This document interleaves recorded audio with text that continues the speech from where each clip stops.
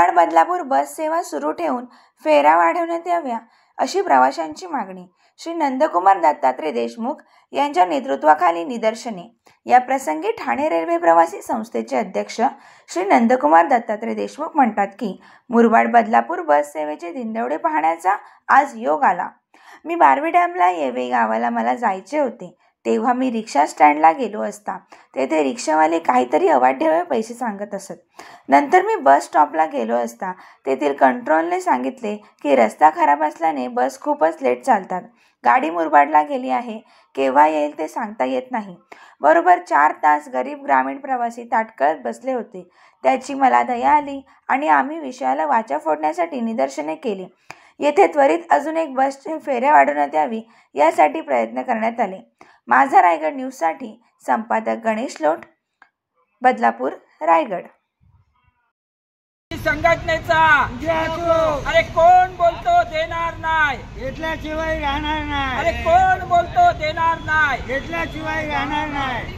उपस्थित प्रवासी बंधू आणि डेपोचे प्रवासी अधिकारी, मी प्रवासी संघटनेचा अध्यक्ष नंदकुमार देशमुख गेले इथे 11 पासून इथे उभा आहे।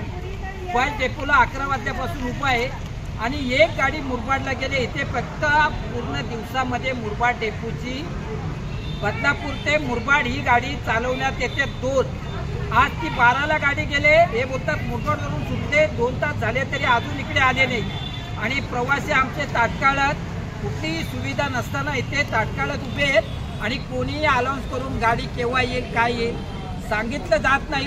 हे अद्ययावत असं बदलापूर सुधारलेलं शहर आणि इथेही ग्रामीण भाग आहे सर्व, ही अवस्था बघून मी अतिशय नाराज झालेलो आहे।